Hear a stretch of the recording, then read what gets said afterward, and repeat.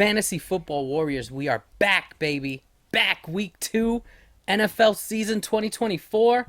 for a, Ah! for a late waiver wire video, which we do apologize for, but Yep, we're still getting our routine going. These will be out sooner in the future, but we're still going to get the content out, right? Start sit week 2 will be out tomorrow, and then be on the lookout for With Your Shield or On It. oh yeah, Oh, yeah. a little tease. Everyone likes a good tease. That's right. We love it. We love it. So we are currently recording this at 9:24 in the PM. We're gonna try to get this out before 11. So it's yikes, but we're gonna get it done. We're going to get it done. Most of the fantasy community does not hawk 3 a.m. like we do when it comes to But waiver honestly, wire. if you ain't getting up at 3 a.m. for the free agency, you're not What are you committed doing? enough. You're What are not you really committed doing? enough. What are you doing? You need that alarm set 3 o'clock in the morning every Wednesday That's right. to go squinting at your phone like this at 3 o'clock in the morning to That's right. add drop. Believe That's that. the difference maker. That is a difference maker. But for Sorta. for those that are not doing that, Yeah. right? They should have plenty of time to watch this video tomorrow morning. Get their waiver wire fix in. Get some good information so that they can pivot left or right if they need to on the waiver wire, right? So That's right. without further ado, waiver wire. Let's get to hit it. Oh God! We got ourselves hurts my eyes. a new screen Look at to flip this. through. I was in the lab, as you say, My designing us a new slide Man. screen, and so here it is, the debut at Out of 9:30 or what I say, 9:25 in the PM. Out of control. Look at So- this. High-end options. Let's start. Top of the list. Isaiah Likely. I don't know if anyone caught it in any of our past videos, but I mentioned that Isaiah Likely is Tight end handcuff, yeah. a really like no other season has seen really Yeah. a tight end handcuff, right? And I mentioned this about Isaiah Likely, and here we are now, right? Yep. But he was a little bit more than a handcuff. We'll get into the ins and outs of that, if not today, but in our start sit video. He had a... I can't see, brothers. Oh no, I can't see, brother. I don't have my contact in. Get the my boy. I think My it's a boy 60%. sketch. Oh Um, Lord. 63% I love it. of passing snaps, a 34% target share, and Oh. honestly, this should have been expected because they talked all offseason They about did. how much they loved Isaiah Likely, wanting Getting to them get both both involved, right? Yep. Obviously, you hear stuff every offseason, so it was hard to All know. the coach speak. It Yeah. was hard to know if it was really going to come to fruition. But he remained a good late round target, so if you drafted him, that's awesome. If not, he might be on the waiver wire, and I think he's a good grab. Obviously, he's not going to go out there and post the finish that he did every week, but No. I think there's enough here to feel confident in the usage, the role, and the off-season hype, if you will, that this is something we can count on sticking around.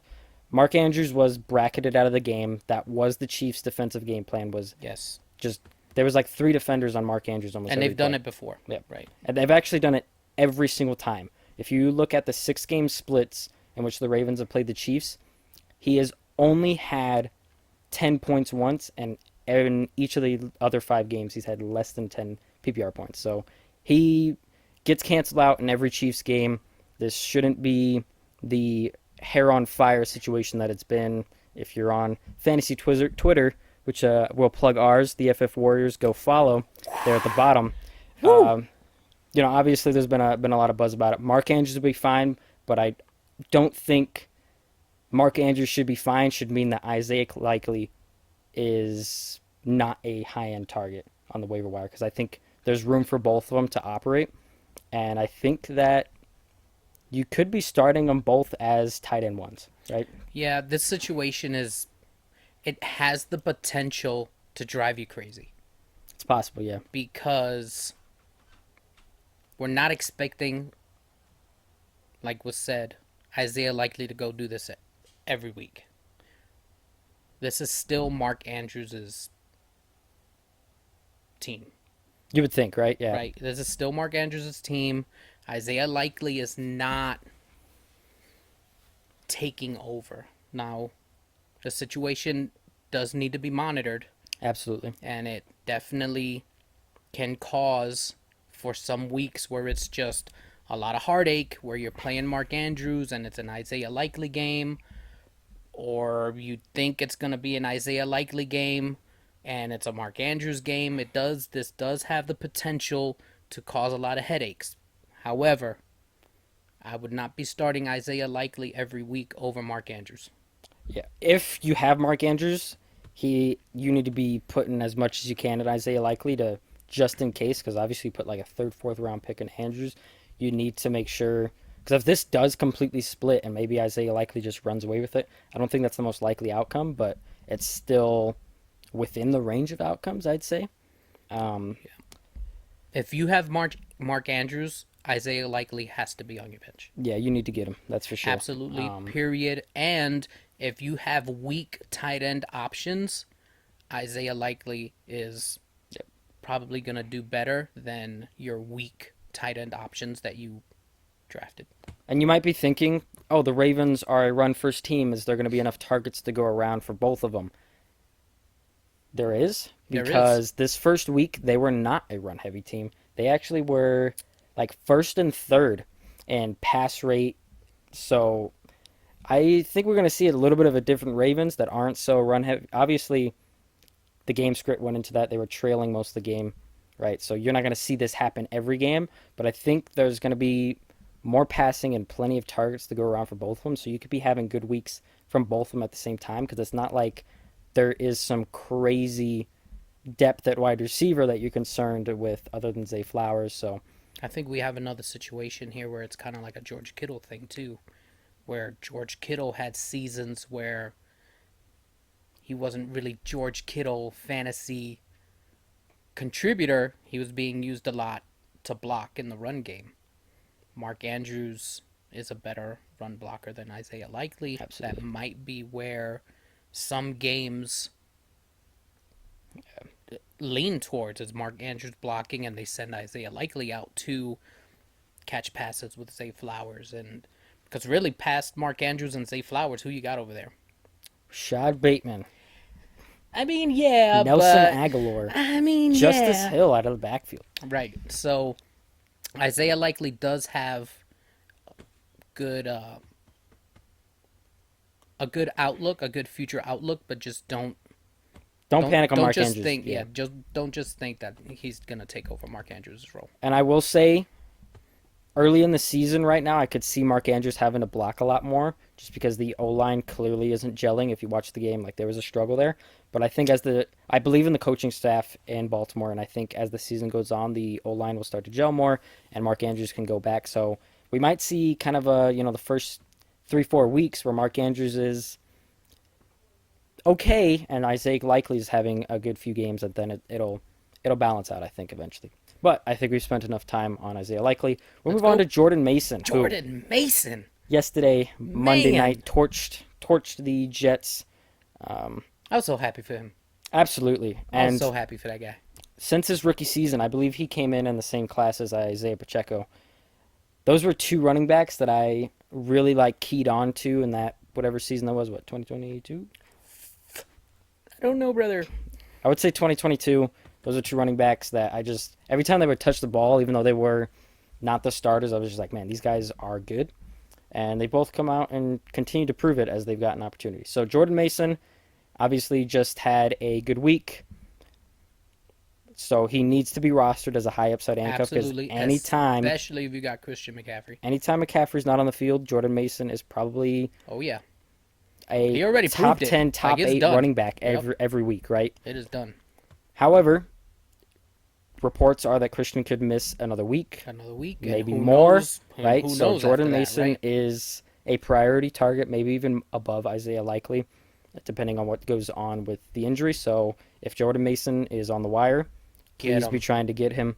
And after a performance like this, who knows if Christian McCaffrey goes back to completely just dominating the backfield shares, because if you want to keep McCaffrey healthy for the playoffs, you might want more of a 60-40 split, and maybe Jordan Mason starts offering a little bit of standalone value. So Jordan Mason is another high-end option here. Bucky Irving is a name that maybe some of you aren't familiar with, but if you are a fantasy degenerate like yours truly, who's really, really deep in here, Bucky Irving has been a deep rookie sleeper.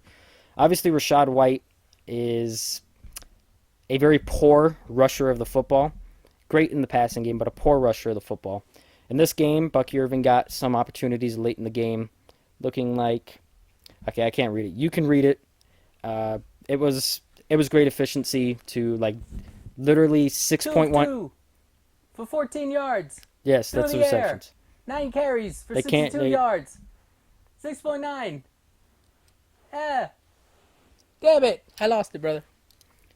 Anyway, great efficiency, literally doubled Rachaad White's yards per carry.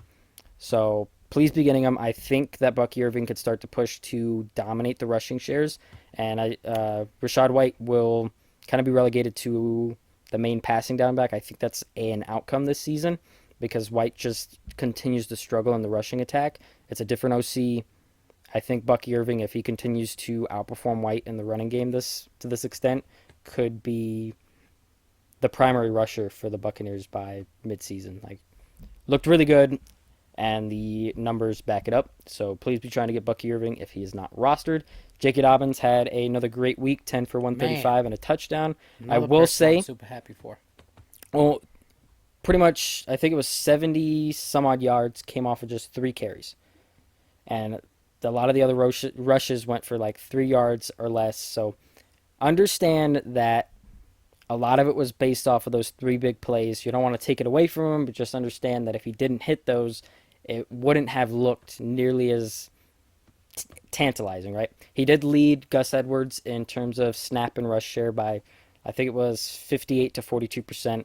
So edged him out a little bit, and if he continues to perform this well, get healthier, stronger, and outperform Gus Edwards to the extent that he did, he could push for more in this kind of run-heavy attack. O-line looked good.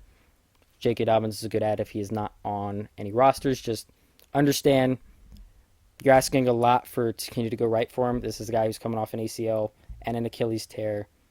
It's hard to say with any strong assertion that he'll continue to hold up, but still someone you can be getting. He is rosterable. Yep. Absolutely. Now, Tank Bigsby, atrocious rookie season, which was hurt me as the Tank Sinatra. I like Tank Dell and Tank Bigsby. I did like Bigsby a lot last year. Good talent, but atrocious rookie year. Off-season buzz, all training camp has been that Tank Bigsby looks like a completely different player. Yep. It's hard to buy into after the rookie season he had, but it looks like it's true. After Yep, he had a good this performance. past weekend. He matched Etienne in carries with 12, and I think he had double the efficiency of Sure did. Etienne in the running game. So he looked good. He was getting it done.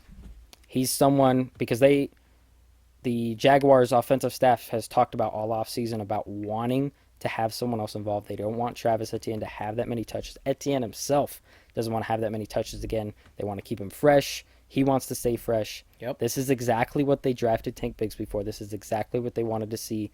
This could turn into a split backfield where you're starting both guys as, we'll see how the split works out. But please be trying to get Tank Bigsby if he's on the wire.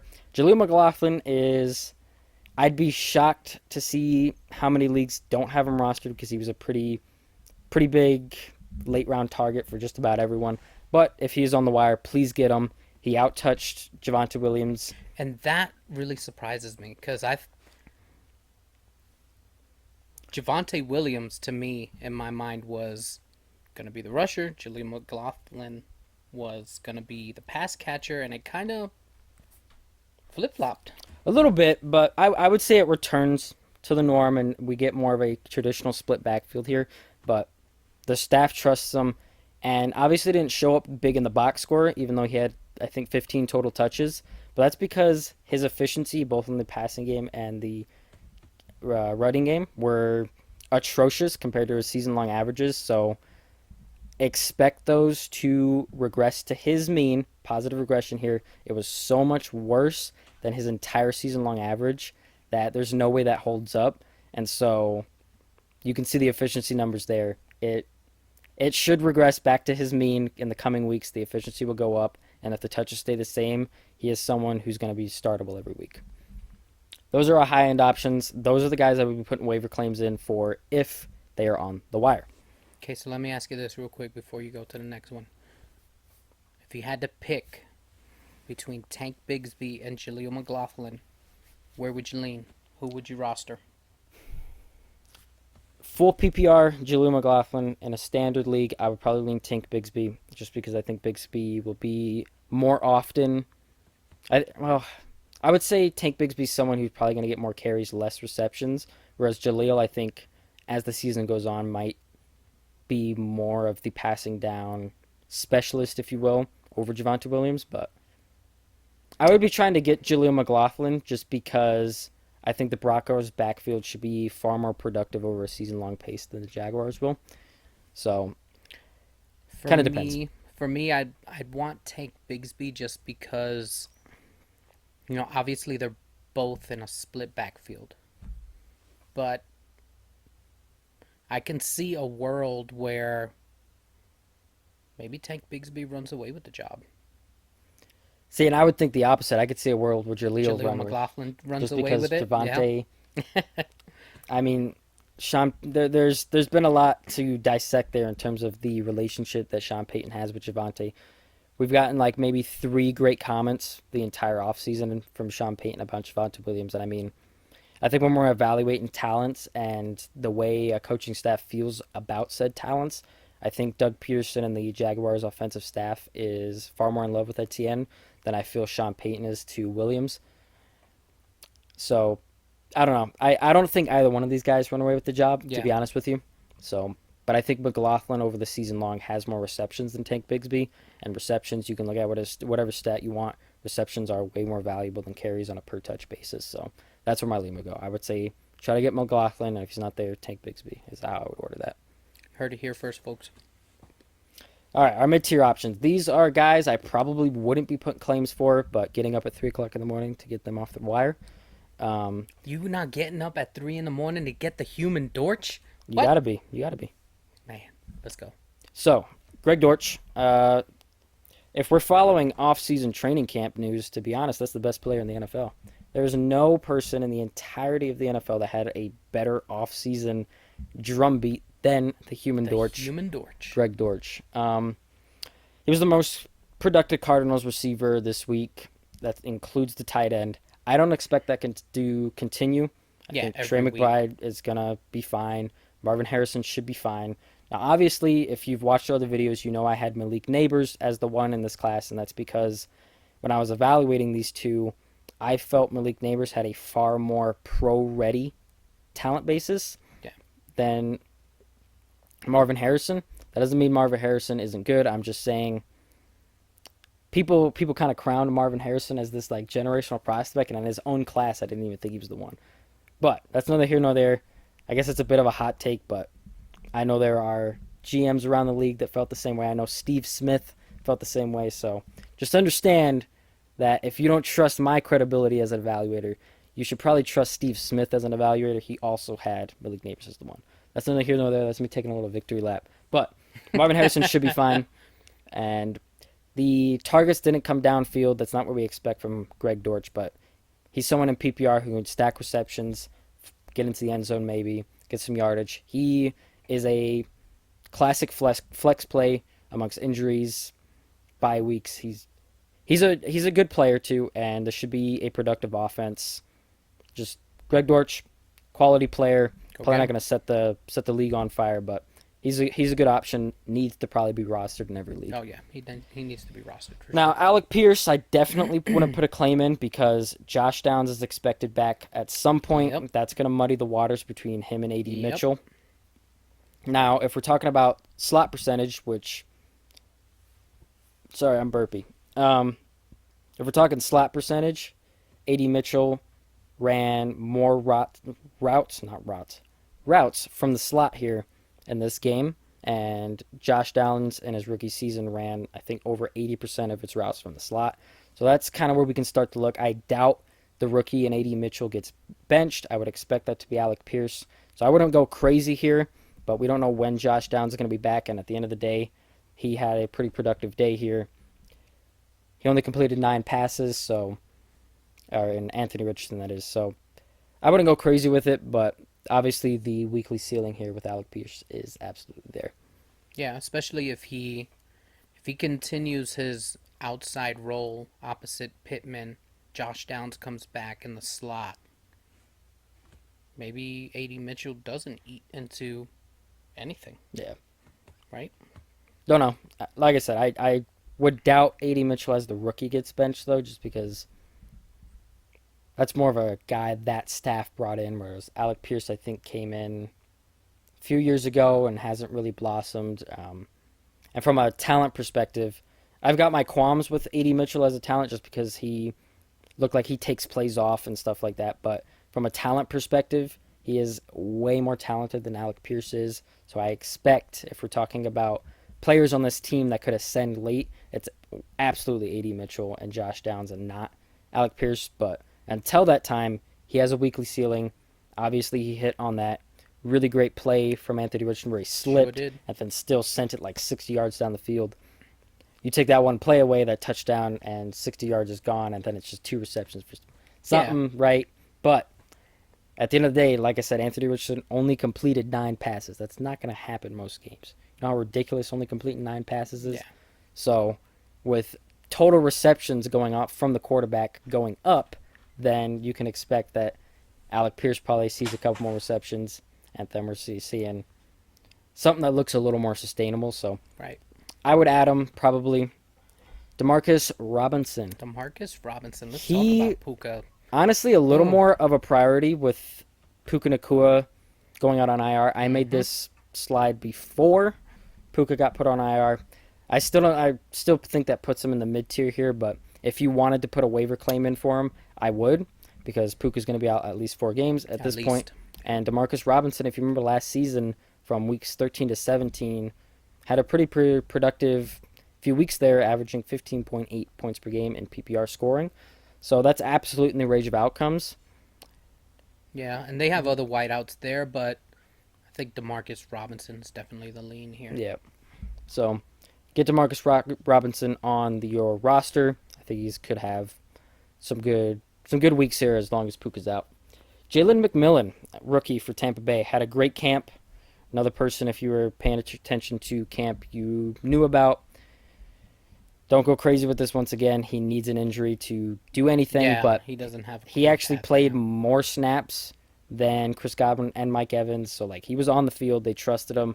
Only turned into 1 reception, but like I said, he needs an injury, but good camp, strong usage. If either one of them were to get injured, he's someone that becomes a flex play, I would say.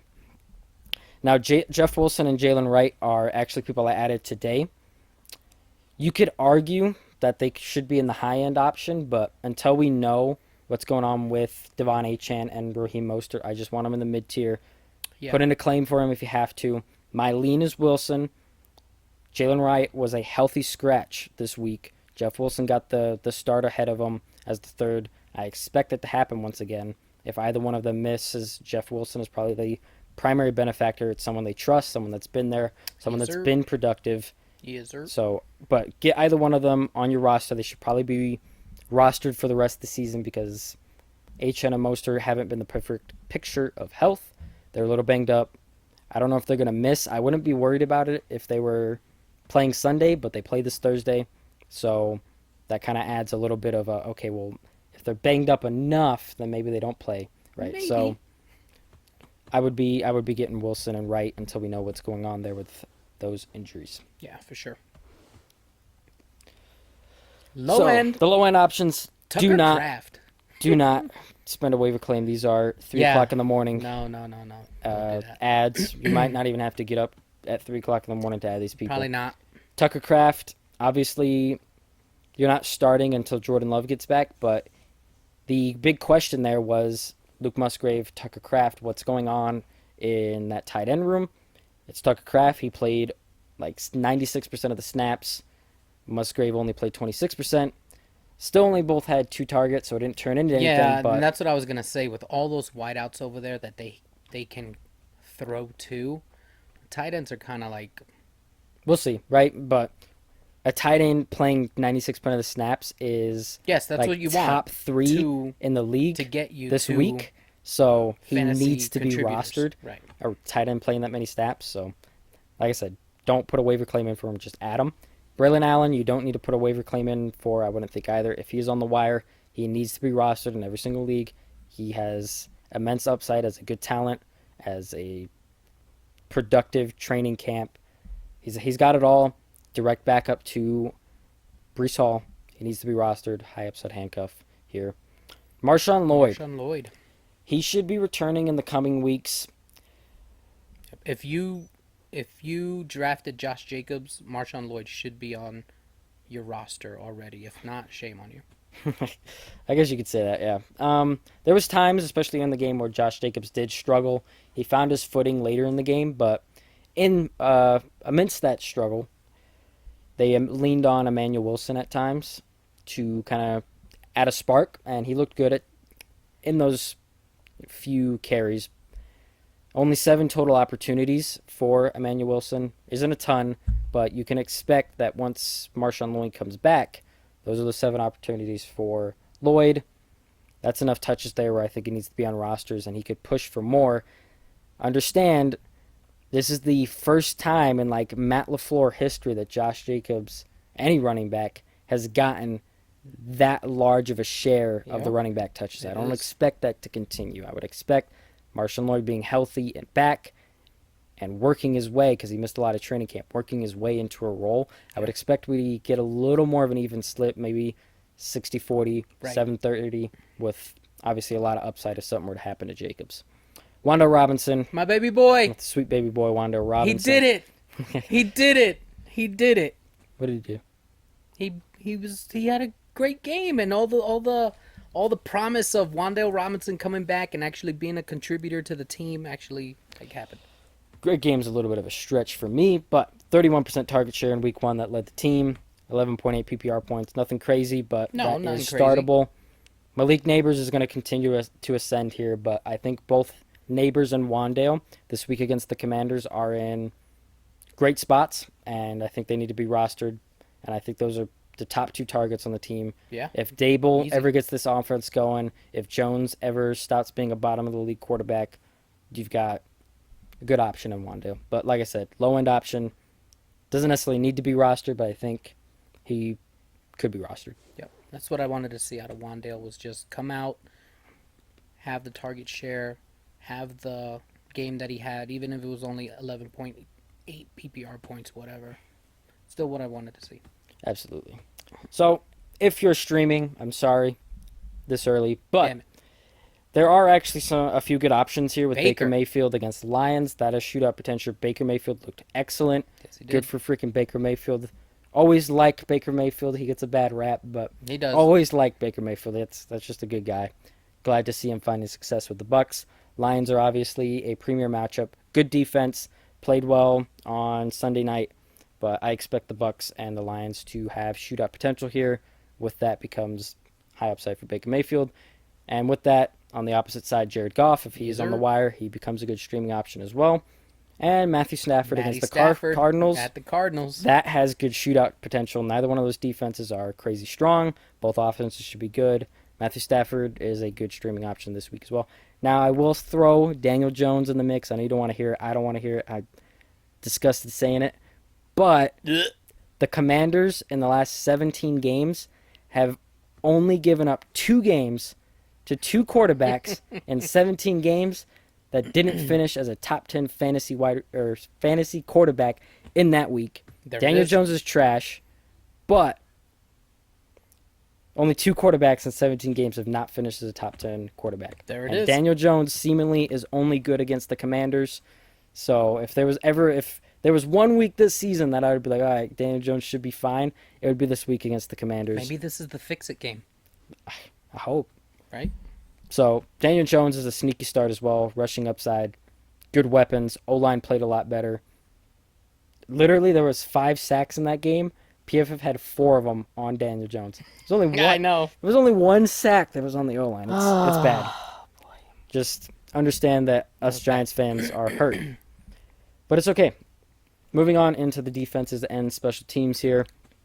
Commanders, Giants, both sides. Rookie quarterback Daniel Jones could make mistakes. Commanders gave up a lot of pressure. Giants should have a pass rush that gets home in this game. So you got sack potential with pressure becomes the opportunity for a rookie like Jaden Daniels to make mistakes. Sneaky start there. Commanders, same thing. I would be less okay with starting the Commanders just because it's a really bad defense. And Daniel Jones has historically been good against the Commanders. But at the end of the day, with a performance from the Giants like what we saw this week, Yeah. you should be starting Get probably after it. every defense, probably be fine. Yeah, right now you definitely need to be targeting the Giants and the Panthers. for Absolutely. Sure. That is why the Patriots- Chargers are on here. Patriots, like they came out and actually played pretty well for the most part. I mean, they ran the rock, right? Yeah. But, However, they gave up some of the most pressure. Jacoby Brissett was under duress all game long. Seahawks had one of the highest pressure rates in the league in this first week. Should be tons There of you go. pressure on Jacoby Brissett here. Seahawks are a good start as well. Go Those get are the 'em. defenses I would be streaming, as well as the quarterbacks. That is our free agency waiver wire complete for this video. I think that's about that. I don't think there's anything else to go over here. Obviously, if you have any other specific questions about ad drops, because obviously there are players you're going to have to drop to add players, but I would do so cautiously because this early in the season, you don't really want to be dropping anyone because it's not a large enough sample size to make Right. any strong determinations here. So if you've had any questions about ad drops, waiver claims, or anybody else that you see that wasn't mentioned in this video, please feel free to drop a yeah, comment hit the comments. below, and we were sure to get back to you and talk about it and give any advice that we can offer on the subject at hand. I think that's about do it. I think it is. So there you go. First waiver wire complete. First waiver wire video complete. Like, subscribe, and we're gonna sign off for now.